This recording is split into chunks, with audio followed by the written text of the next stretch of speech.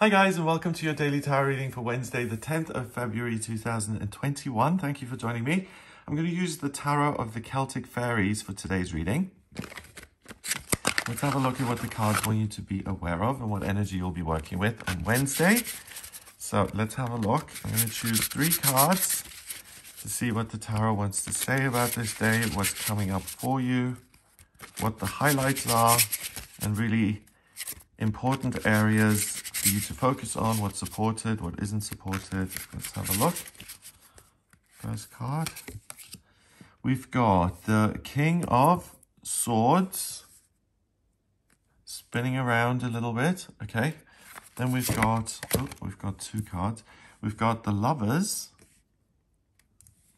And then we have Justice.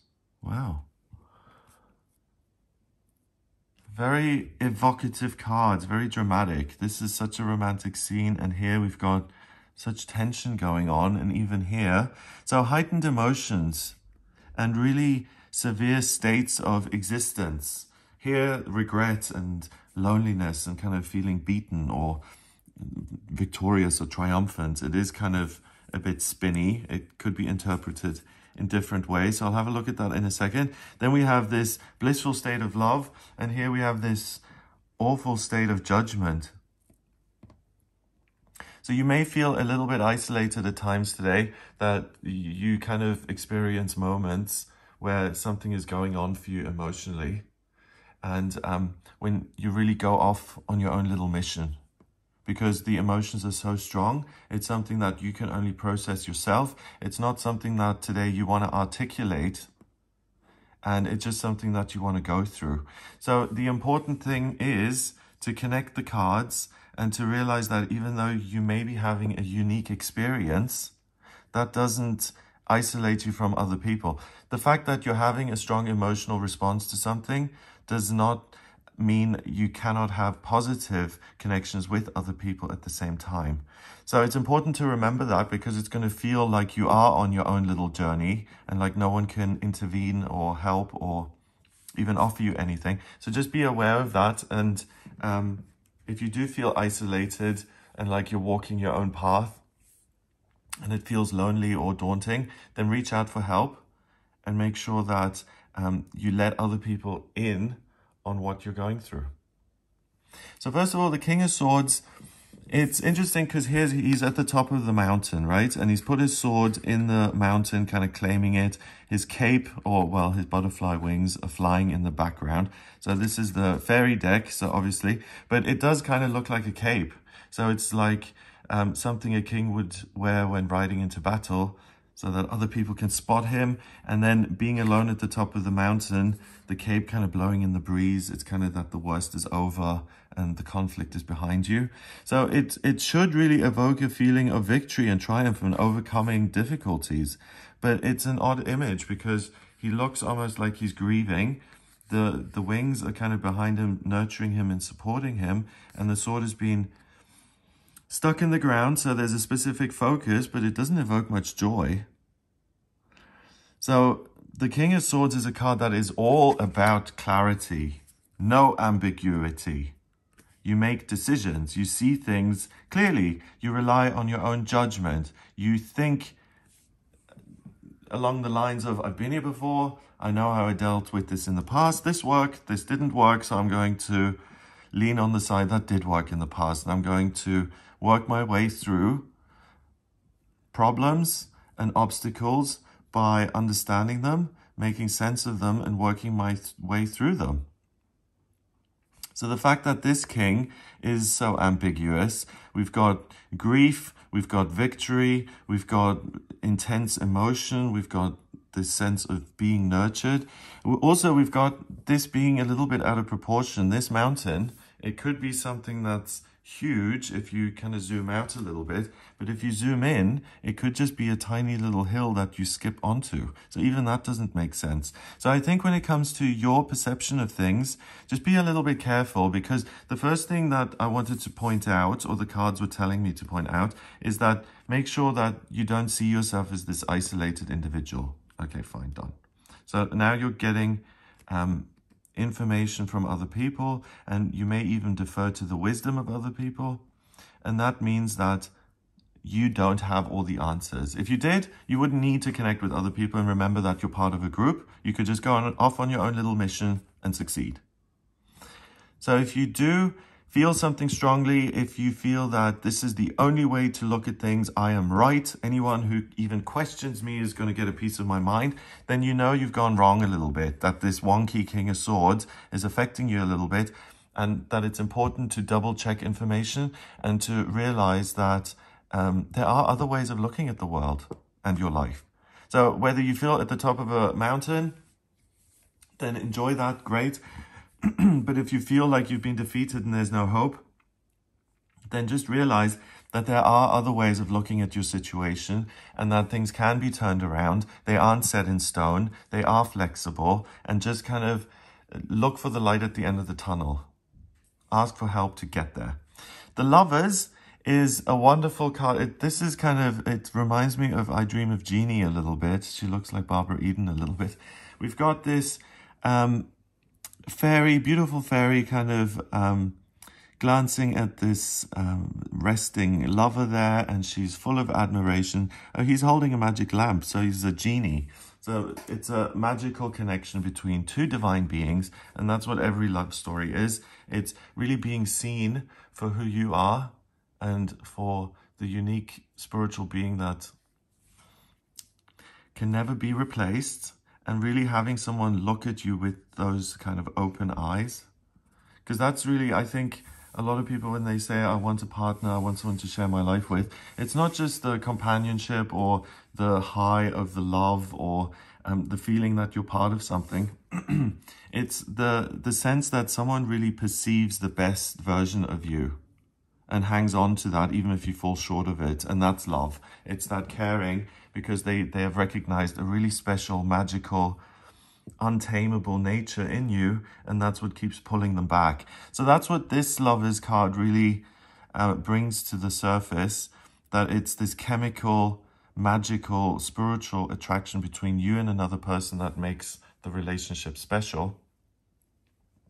And with this card in this reading, it's really the redemptive energy you need to get you from this place of loneliness and feeling abandoned or self-pity or isolation, and really returning to the land of the living by saying, you know what, there is really something magical between me and this other person, or this other job, or this hobby that I love to do, or these activities, or this expert field where I really thrive. The Lovers doesn't just have to be two people, so it can be anything or anyone that you love on this planet, in spiritual truth, however you operate. The energy of love today is redemptive and will help get you out of situations that feel negative. All you need to do is remember that you love and that you are loved. And that's what's going to get things moving again, by connecting you, reconnecting you with the spiritual, other people, the world, and it will give you a sense of being grounded and like you can move forward. Finally, we've got the Justice card. Justice is usually a card that's about karma and cause and effect. What you put in, you get out. It's balance. So sometimes you can work hard and you can get nothing in return. And sometimes you just kind of you just kind of wing something and you get a fabulous payout. So on days where the Justice card appears, it says that the energy that you devote to something has a direct correlation to what you get out of that situation. So things are kind of even Steven. They can go either way. And that's good to know because it says you have a lot of control. So before I look at the card itself, you can either feel like you need to figure things out by yourself and you have to climb all these mountains on your own, or you can remember that you're loved and that you do love other people and the world and the situation that you're in, and that's immediately going to make it easier. So that's the first area of control that you've got, to really work on your perspective and to deliberately focus on the good stuff. Now we've got this one kind of, I don't know, a tree branch here with all these leaves, and then we've got these berries, and he's holding them in each hand, so they are ones in themselves. So it's about passion and life purpose, and I think that's what he's being judged on. Then the leaf is a way for this tree to survive and breathe. So it's a symbol of renewal and life and purity, being at one with your nature. And then we've got the product of that life. And I mean, I'm not a great herbal person, but I know that some of these kind of berries are poisonous. So is your true nature odious to other people, or is it something sweet and nourishing? Has your path resulted in something that is a positive influence, or is it something that's toxic and harmful to other people? So we've got the coins down here, again, looking at things in a dual way, either or, really black and white. It's kind of like Capricorn in astrology, sees things as either or. And that's what makes Capricorn so practical on planet Earth, because either or on planet Earth really works. Either you're going to work or you're not. Either you're going to go to Disneyland or you're not. And looking at things in the or not kind of way really gets things moving, because there isn't much room for discussion. So it makes you very practical. So you're tapped into all of that, questioning your circumstance, your life, your own path, and whether what you're doing is going to result in something lovely or not so lovely. So that's nice, because if you are moping around, wandering the streets on your own, then you'll ask yourself, is this going to lead to something positive, or is this going to have a sad ending?